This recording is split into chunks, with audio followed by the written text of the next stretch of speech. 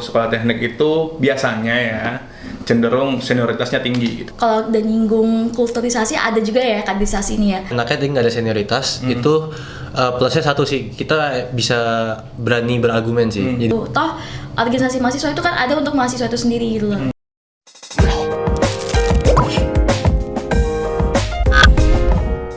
Halo semuanya, selamat pagi, selamat siang, selamat sore, dan selamat malam untuk teman-teman yang menyaksikan podcast ini. Ya, balik lagi bersama gua Reski, Ketua Divisi Kajian Strategis PPI NSKD.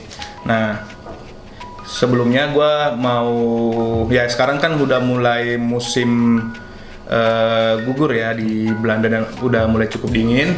Dan untuk teman-teman yang melakukan aktivitas di luar, tetap berhati-hati juga, dan memang pada saat ini juga ada informasi kita dianjurkan untuk tidak terlalu banyak aktivitas di luar karena mengingat adanya politik luar negeri yang mungkin ya kalau gue bisa bilang di teman-teman kita yang di Timur Tengah, dan memang bisa berimplikasi ke banyak hal karena memang diaspora dari konflik tersebut itu banyak. Jadi ya mungkin hati-hati aja.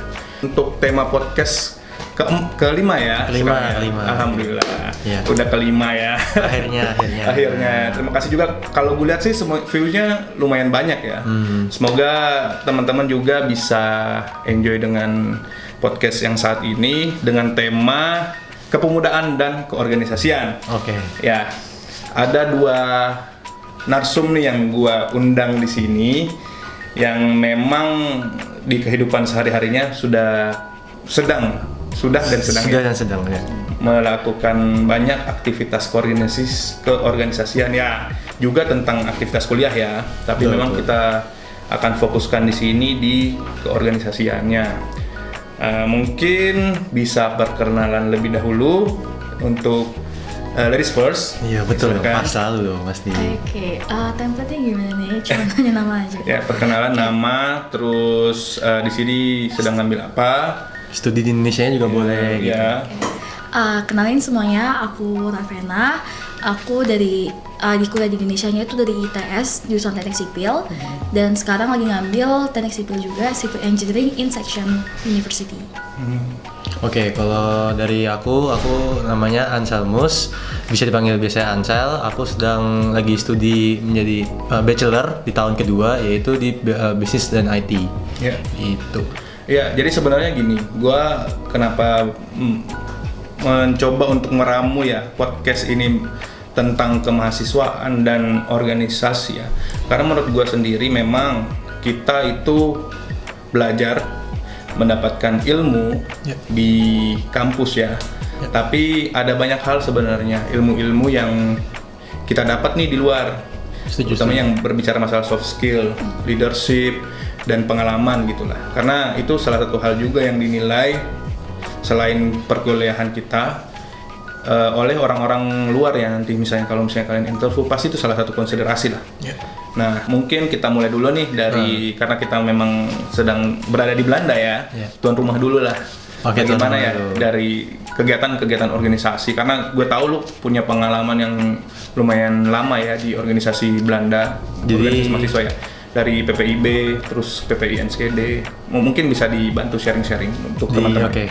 Jadi konteksnya atau backgroundnya dulu aku gitu. Jadi aku kan masuk ke sini 2020, maksudnya di Belandanya itu sendiri 2020. Terus habis itu aku nyoba ke PPI Kota, PPI NSKD ini sendiri. Dan waktu itu kebetulan di Medcom, yaitu Media dan Komunikasi. Dan kebetulan di sana aku merasa nggak berguna lah gitu, karena kayak ya cuma balas-balasin DM. Terus aku jujur aku juga lemah di secara ngedesain art dan segala macam. Jadi makanya kayak ya udah akhirnya di bagian yang nge-cover aja lah, kalau misalnya yang bagian hal kecilnya doang sih kalau di tahun pertama aku gitu. Terus habis itu akhirnya tahun kedua aku lanjut di PPIB, di Betonga PPI Belanda. Itu aku didapat jadi staff olahraga, seni dan olahraga. Aku spesifiknya di olahraga. Terus dan kebetulan waktu itu diberikan amanah yaitu sebagai ngurusin liga oranye, dan kebetulan ternyata waktu itu cukup sukses. Dan itu sih, dan terakhir sekarang yaitu sebagai ya presidium atau bisa dibilang seperti wakil ketua lah, wakil kota di PPI NSKD itu sendiri. Nah, sebenarnya kayak pengalaman ini kebetulan dibilang asik atau menyenangkan itu karena sebenarnya ketemu dengan orang-orangnya sih. Karena kebetulan kan dari PPI Enschede itu kan anggapannya kamu kenal dengan kota-kotamu sendiri. Habis itu kamu step ahead lagi untuk yaitu ke PPI Belanda. Jadi kayak kamu ketemu dengan contoh orang dari Groningen, orang dari Den Haag gitu kan. Jadi kayak mau nggak mau kita juga harus melatih diri kita untuk juga terbuka dengan perbedaan, misalnya perbedaan university, hal sesimpel itu aja sih. Jadi kayak habis itu aku balik lagi ke PPI Enschede sebagai wakil. Itu anggapannya pengen ngefokusin lagi secara internal itu di PPI Enschede supaya PPI Enschede ini itu anggapannya semua orang lebih ke notice lah gitu supaya tahu, karena kita sendiri kan anggapannya ya susah lah untuk orang-orang kesini gitu, karena let's say dari Den Haag kesini aja kurang lebih 2 jam 40 menit sekitaran itu. Jadi kayak orang jadi kurang notice gitu loh, atau mungkin belum pernah nggak ada tertarik kesini gitu. Jadi aku merasa kayak kayaknya menarik nih kalau misalnya aku balik lagi dan untuk bergabung lagi lah di sana gitu. Jadi kalau tanya pengalamannya yang cukup menarik itu sebenarnya paling besar ya buat aku sih Liga Oranye itu sih, karena ngurusin orang. Pada saat itu juga sistemnya adalah kita pindah kota, jadi tiap 2 minggu sekali itu aku pindah ke kota-kota gitu. Jadi minggu pertama itu aku di Enschede gitu, kota masih ya udahlah aman-aman aja gitu kan. Nah pas ke sana habis itu pindah 2 minggu lagi ke Groningen gitu. Nah itu anggapannya kamu ketemu orang baru lagi gitu. Nah ini kamu gimana cara nge-handle orang-orang ini baru-baru lagi, walaupun anggapannya kelihatannya kalau kamu tuh di atasnya gitu. Padahal kalau di organisasi yang aku pengen terapin di organisasi ya, yang aku merasa ideal itu ya kalau semua bisa setara. Dan akhirnya kebetulan situ aku baru belajar ternyata tuh kayak ngurusin orang tuh kayak gini, cara memanusiakan manusia lah gitu. Karena kan organisasi sebenarnya kan kita juga nggak dibayar gitu kan kalau tanya organisasi, tapi kan yang penting value kebersamaannya sih aku selalu mencantumkan itu. Jadinya ngobrol sama orang-orang di sana tuh kayak gimana, terus misalnya dia kekurangan di mananya, kayak ada ini nih segala macam gitu. Jadi menurut lu selama ini lu di organisasi ya? Ya, organisasi secara besar lah. Luar ya? Iya, di Indonesia di luar itu tipikal teman-teman mahasiswanya itu lebih egaliter ya? Maksudnya lebih tidak melihat ya benar-benar tidak melihat kesenjangan sosialnya enggak sih. Tapi terus kayak di sini sejauh ini aku sih merasakan tidak ada kayak senioritas itu, aku nggak merasakan sih. Jadi kayak mungkin di sini kayak karena kayak tahu kita sama-sama tahu ya pengen kerja, satu sisi pengen kerja, satu lagi juga pengen having fun. Jadi kayak akhirnya ya seru-seruan gitu. Habis itu kan dari Groningen aku 2 minggu lagi terakhir itu di Amsterdam, dan itu aku rasain ya beda lagi, kembali lagi vibes-nya beda, tapi tetap approaching-nya ya mereka tetap ya dengan welcome banget lah gitu loh. Nggak sampai kayak apaan sih ini dari PPI Belanda, atau apaan sih ini dari kota kecil Enschede gitu akunya kan. Jadi kayak kalau dibilang pengalaman sih seru, tapi banyak lah lika-likunya gitu. Vibes-nya vibes westernisasi ya. Iya, seperti itulah. Mungkin. Jadi ini menarik banget nih sebenarnya ini, karena gue tahu narsum setelahnya ini berada fakultas sekolah teknik ya. Dimana gue tahu untuk sekolah teknik itu biasanya ya cenderung senioritasnya tinggi gitu, apalagi di Indonesia ya. Nah itu gimana sebenarnya kalau untuk gue mau nanya langsung nih ke Vena, gimana sebenarnya ya pengalaman lu di organisasi di Indonesia, organisasi mahasiswa ya di Indonesia, dan kulturnya seperti apa gitu di sana? Oke, mungkin gue juga jelasin background gue ya. Kan awal nih gue maba nih gue langsung online ya pas pandemik. Itu kayak dipaparin banyak hal, kayak misalnya mulai dari eskul, mulai dari ada apa aja sih di kampus. Dulu kan gue nggak tahu banyak politik banget ya di kampus ya. Masuk tuh langsung dipaparin kalau misalnya ada keberadaan BEM ITS, BEM fakultas, ada juga yang dalam lingkup departemen yaitu himpunan. Nah gue kebetulan sekarang pernah juga jadi staff yang megang fundamental, yang itu dimana mungkin sangat value keeper ya. Karena kita lebih mencari-cari riset-riset dasar-dasaran kayak anggaran dasar, anggaran rumah tangga, itu gue yang ninjau dan apakah masih relevan dengan kondisi sekarang apa enggak. Lanjut setelah jadi staff itu gue langsung naik jabatan nih jadi Dewan Perwakilan di mana legislatif, yang mana gue jadi jembatan antara pihak eksekutif yang kayak lu tau ketua himpunan, pres BEM ataupun ketua BEM itu BMF, yang jembatannya sama anggota tuh kayak semua yang udah lulus kaderisasi. Ya mungkin nih kalau udah nyinggung kulturisasi, ada juga ya kaderisasi ini ya, dimana lu tuh ospek untuk pembekalan lebih lanjut dari ospek kampus ya. Kaderisasi itu udah mengarahkan lo untuk lebih membuka pikiran lo tentang pola pikir di suatu organisasi itu. Jadi mungkin lo kayak misal contoh di gue sendiri, dulu tuh gue nggak tahu banget manajerial, gue lebih ke minat bakat, karena gue dulu suka olahraga kan. Masuk ke sipil, gue dipaparin banget sama tentang manajerial, karena emang kebetulan banget di mata kuliah gue sendiri ada hubungan manajemen, bagaimana kita manajemen manusia, karena kan kita sipil ya, kontraktor lah, kita bekerja sama, dan untuk kontraknya sendiri pun kita juga akan banyak stakeholder yang harus dihadapi. Oke, berarti itu tadi kalau misalnya di kampus itu, maksudnya ada mata kuliah berarti secara teori ya, dan lu bisa implementasiin ke ini ya, dari ke organisasi kan? Bener, itu enaknya organisasi yang dari ITS, karena mereka tuh cenderung mengarahkan lu gimana nanti lu dunia kerja lanjutannya. Kayak masuk ke teknik sipil ya, teknik sipil sendiri kan senioritasnya tinggi banget tuh. Ya, itu dia. Senioritasnya tinggi banget.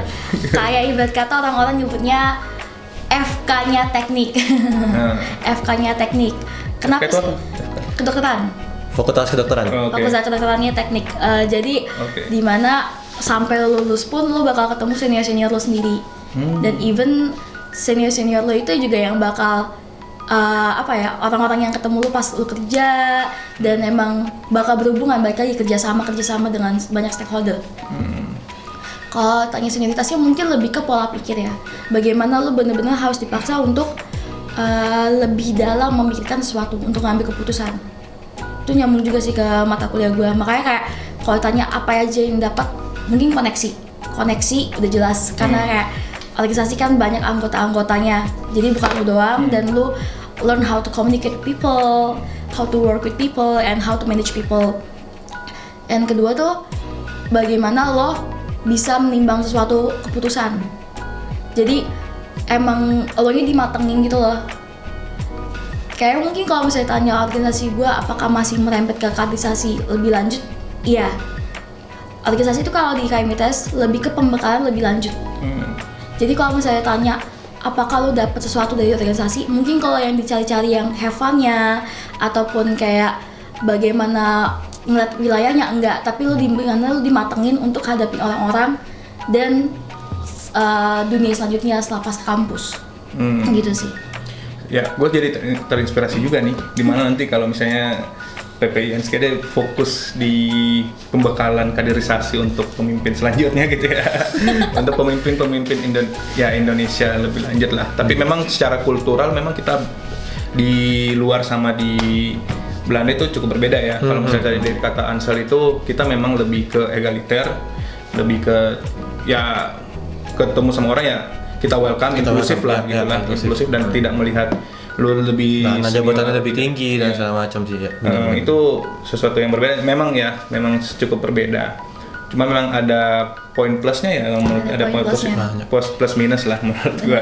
Salah satunya. Nah, kalau menurut lu sendiri setelah melihat mungkin dari balik sini dulu bentar ya. Boleh. Jadi kalau menurut sendiri, lu kan tadi sudah dengar Ansel ya. Menurut lu bagaimana sih melihat PPI NSKD nih? Kalau misalnya lu bandingin dengan, kan lu udah di sini udah cukup ya, udah lumayan lah sebulan 2 bulan ya. Iya, 2 bulan. Nah, melihat gimana sih dari tanggapannya Ansel tadi tentang dari segi keorganisasian gitu, menurut lu gimana? Kalau soal itu gue sempat bahas juga sih sama beberapa orang, kayak untuk mengetahui lebih lanjut lah gimana sih situasi NSKD di sini. Dan banyak culture shock gue, kayak gimana di himpunan gue sendiri untuk melakukan sesuatunya, kayak untuk ngambil keputusan tuh banyak thinkingnya, banyak analitiknya. Kayak untuk lo berargumen A, lo tuh harus banyak alasan-alasan, dan kayak kenapa lo milih A. Even kalau misalnya banyak orang ngasih argumen ada B, C, D, E yang lebih baik, lo tetap harus ke di A dengan poin samping lo tuh yakin kalau A itu emang terbaik gitu loh, dan emang lo bisa berargumen dan membuktikan itu. Nah kalau yang gue lihat di sini tuh orangnya lebih fleksibel ya, jauh lebih fleksibel, dan mungkin karena emang ngerasa kita di luar Indonesia ya, dimana yang kayak lo mau do anything you want kayak nggak akan masalah, nggak ada yang ngelarang lo. Tapi si lain di Indonesia tuh kayak lo buat salah satu kayak lo bakal terngiang-ngiang terus, karena orang-orang bakal itu tuh lagi yang lo ketemuin. Jarang lo ketemu orang-orang baru kayak di sini. Jadi kayak segala hal yang lo lakuin tuh benar-benar harus lebih dipikirin. Datang ke sini, gue ketemu orang-orang tuh kayak jauh. Ya udah lebih fleksibel, kayak si A ya udah kalau misalnya A nggak bisa B. Jadi kayak culture shocknya di situ sih, cara orang berpikir itu. Kalau menurut lu Sel gimana? Melihat pandangan-pandangannya dia nih tentang keorganisasian. Kalau kan juga belum ada, gua sih ada pengalaman. Iya, pengalaman. Kalau gua kalau menurut lu gimana? Dari aku sendiri gak pernah sih. Maksudnya kayak kaget juga lah, kayak ada ya dari senioritas. Ternyata secara itu aja apa kayak organisasi dia aja juga ngebimbing kamu untuk ke depan gitu loh, ngerti gak sih? Jadi ada kayak value-nya itu walaupun tersirat gak langsung belak-belakan ngomong. Tapi kalau di aku gitu, misalnya kita kayak di PPI gitu kan nggak pernah terjelas kayak jelas pengen ngapain sih di sini gitu loh, kayak nggak terjelas kayak benar-benar tersurat atau tersirat gitu, kayak ya gue di sini pengen karena ada bla bla bla nya gitu loh. Nah itu kan harus kembali lagi introspeksi diri gitu, kayak let's say aku pengen ngembangin diri dengan cara ya ngobrol dengan orang lebih terbiasa dan segala macam. Itu kan kembali lagi ke value-value-nya ini. Nah kalau aku lihat tuh dari kalau Indonesia mungkin lebih ke value-nya ini udah ada nih, terus kayak mau lu tertarik gak sama value ini gitu. Kalau aku lihatnya begitu sih, jadi kayak menarik juga gitu loh. Jadi kan supaya kalau value ini kan sebenarnya udah bagus dan itu akhirnya ntar bisa kepake ke depan kan. Contoh kan jadi sipil kan tadi buat ya setidaknya ngelatih mental untuk yang ngehadepin misalnya stakeholder ya gitu sih. Jadi aku ngeliat kayak wow ternyata kerasnya fungsinya berguna untuk ke depan juga gitu loh. Gitu sih. Iya, dan memang tapi sebenarnya gini sih, lebih ke tergantung ini nggak sih gaya kepemimpinan seseorang sih sebenarnya. Bisa jadi sih, itu juga bisa mempengaruhi. Ada yang memang kalau dalam ini kan kita bisa berargumen sih sebenarnya. Kalau yang gue lihat lu tadi ngomong masalah argumentasi yang memang harus dipertahankan kan. Iya. Kalau menurut gue memang bahkan misalnya gue di filsafat ya, memang ketika kita berargumen ya kita harus mencoba rasional kan.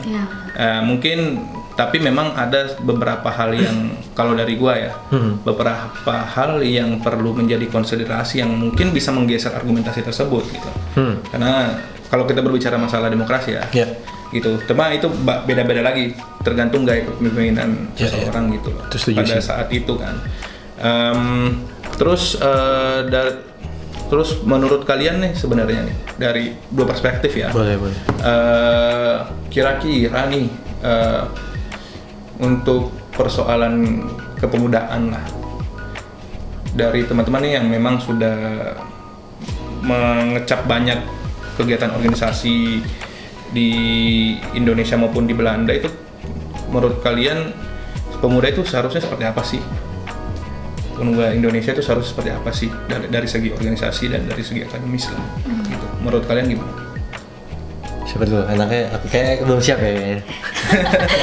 Kayaknya shock juga, jadi aku jawab dulu deh. Mungkin juga sempat kepikiran gitu, terlintas lah gitu. Jadi kalau aku sendiri dari point of view-ku ya, dan aku udah melihat di PPIB ya kita skalanya, itu sebagai kepemudaan itu menurut aku tuh juga harus bermanfaat di Indonesia, tapi juga at some point juga bermanfaat di orang-orang Indonesia yang sekitar sini gitu. Kayak kita contoh kalau dari PPNSKD kita merangkul orang-orang yang mungkin tidak pernah terpapar dengan PPI lah gitu kasarannya. Jadi kayak kenapa kita merangkul orang-orang seperti itu, karena kita nggak mau merasakan kayak merasa lonely lah gitu loh, karena ya kita jauh dari Indonesia gitu, jauh banget gitu malah ya kan. Makanya kayak merasa lonely itu udah pasti, tapi kayak aku nggak mau kayak orang-orang yang merasa nggak terpapar dengan PPI atau mungkin beberapa nggak punya orang Indonesia di sekitarnya itu merasakan hal seperti itu sih. Jadi kalau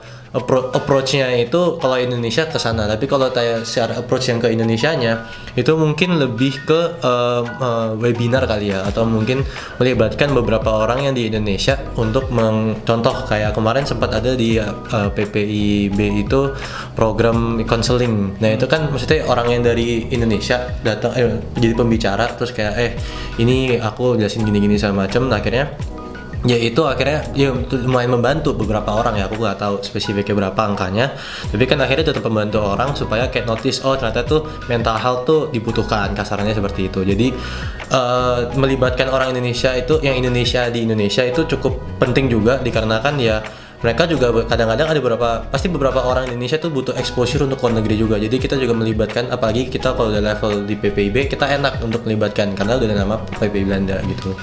Tapi itu sih kalau tanya spesifiknya lebih ke arah sana. Jadi menurut lu memang walaupun meskipun nih kita jauh nih dari Indonesia, kita masih bisa untuk melakukan sesuatu nih. Melakukan sesuatu, betul. Untuk orang Indonesia. Untuk Indonesia yang di Belanda dan Indonesia yang di Indonesia gitu loh. Ya. Itu sih sebenarnya esensi mahasiswa sebagai agen perubahan ya.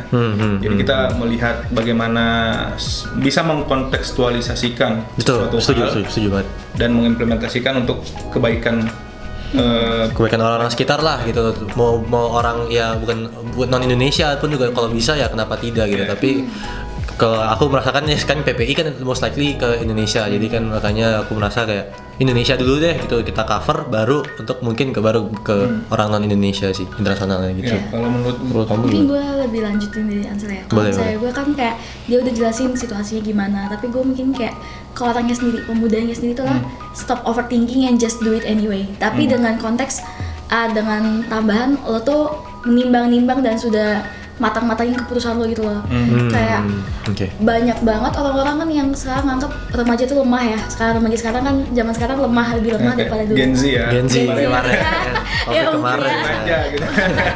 Ya mungkin lebih lemah karena dirasa kurang ada semangat untuk melakukannya. Jadi hanya fokus, tadi juga sempat disinggung mental health. Itu kayak sejak mental health tuh lebih di exposure informasinya, orang-orang tuh jauh lebih overthinking akan suatu hal. Dan ngeklaim mereka punya mental health, padahal kayak gak semuanya konsultasinya dengan mental illness, karena orang-orang yang punya mental illness kayak punya lebih lanjut lah. Dan ngomongin masalah kayak overthinking dan lain-lain, kayak semua tuh ada regretmentnya, untuk semua decision juga ada resikonya. Tapi ya udah lakuin, kayak lu tuh nggak kayak apa ya, do your best today and think later gitu loh. Karena penyesalan tuh pasti ada, balik lagi. Setuju. Dan tapi bukan berarti itu nutup jalan lu untuk kedepannya.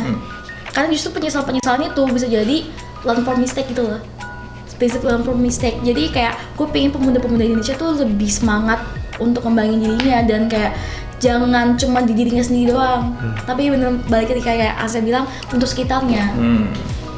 Bermanfaat ya untuk sekitar juga ya. Nah, mungkin terakhir nih dari gua, kira-kira dari kalian satu-satu deh. Boleh. Kira-kira ada nggak kata-kata nih yang buat teman-teman yang nonton ini mengajak mereka untuk ikut berkontribusi aktif di dalam organisasi kemahasiswaan baik di Indonesia maupun di luar. Satu-satu deh. Ya, siapa mau duluan? Aku duluan lagi, boleh.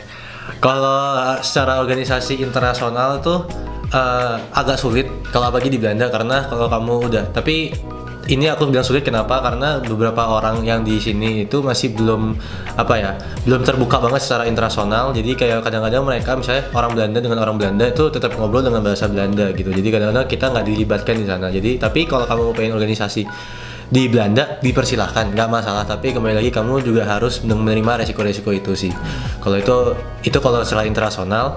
Tapi kalau aku mengharapkan misalnya di PPI, aku pengen masuk PPI manapun gitu, itu kata-katanya sih lebih ke arah ya, kalau kamu pengen ngembangin diri lebih ke arah contoh lebih bersosial, atau mungkin pengen gimana sih cara ngehandle itu masuk PPI sangat bagus ya. Apalagi cuman kalau di internasional menurut aku, maksudnya kita kalau kuliah di luar negeri, opportunity-nya cuman antara PPI, kalau secara Indonesia PPI doang gitu. Tapi kok dan ya sama organisasi internasional tadi yang itu, tapi itu resikonya kamu bisa tanggung sendiri. Tapi kalau pengen ngembangin diri atau cara ya kamu inisiatif mungkin ke Indonesia, mungkin dari LinkedIn juga bisa mungkin ya dengan soft skill Anda. Tapi kalau mau ya berlibat dengan secara fisik, yaitu mau nggak mau kita harus masuk PPI sih gitu sih, supaya kayak oh kamu ngerti ternyata tuh orang kayak gini tuh di persuade kayak gimana, oh orang yang seperti ini enaknya diajak ngobrol kayak gimana dan segala macam sih. Jadi tuh belajarnya lebih ya untuk kesadaran juga sih, untuk kesadaran diri kita tuh oh kita tuh levelnya semampu ini doang, oh ternyata kita tuh kelemahannya di sini, gimana cara nge-cover kelemahan ini. Jadi ya mungkin jadi batu loncatan mungkin dari awal dia di briefing ke semua orang gitu sih.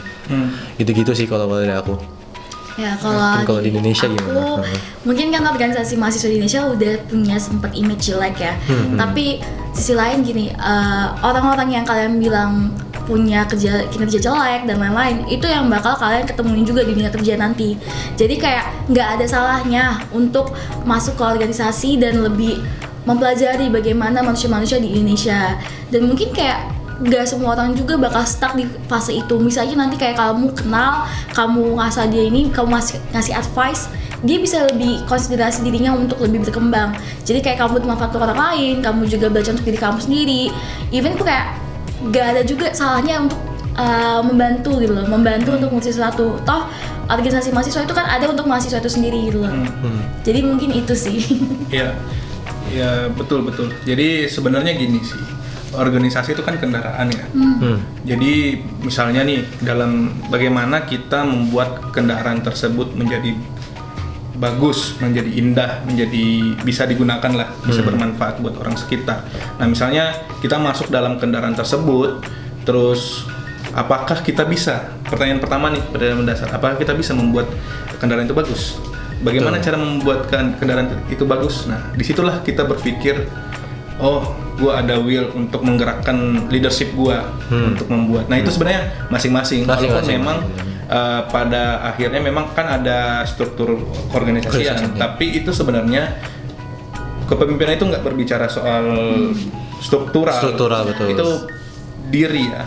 Bagaimana kita membuat inovasi, mempengaruhi orang lain untuk lebih baik gitu kan. Nah itu sih kalau dari gue ya. Pengen nambahin. Jadi kalau lebih ke arah, kalau mungkin di sini kan tadi enaknya tadi nggak ada senioritas, itu plusnya satu sih, kita bisa berani berargumen sih. Jadi kan kalau misalnya let's say walaupun kita staff, mungkin anggapannya kan kayak kroco lah bawah gitu kan. Tapi kayak ketika kamu bisa ngomong ke ketua, bener-bener ketua gitu, kalau istilah di sini adalah sekjen, sekretaris jenderal atau ketua PPI kota tersebut itu, kamu yang penting kamu bisa beropini, mereka akan mendengarkan kamu gitu. Jadi kayak anggapannya itu mungkin privilege juga ya hitungannya di sini dibandingkan di Indonesia kali ya. Jadi kayak ya ketika lu bisa berargumen, ya kenapa nggak berargumen gitu loh. Yang penting secara rasional, opininya jelas, terus bisa diimplementasikan gitu sih.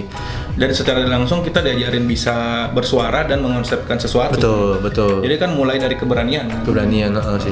Itu sih sebenarnya. Sebenarnya gue nambahin dikit sih. Tadi kan dari opini Ansel dan opini lo juga.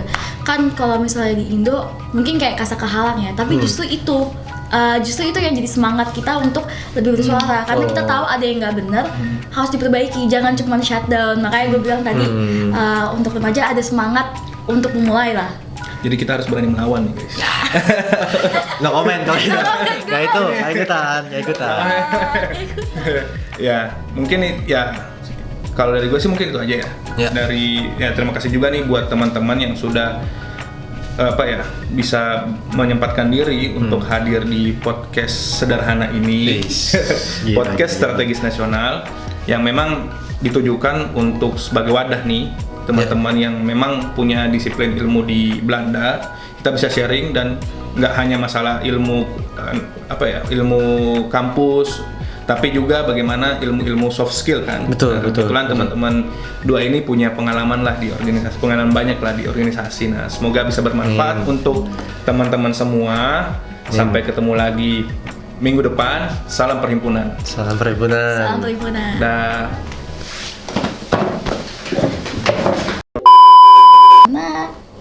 Boleh ikat bentar gitu. Gue malu banget. Gue bingung. Jangan gue yang pertama. Cut. Sorry, kan gue pertama. Pulang tentang Ansel aja.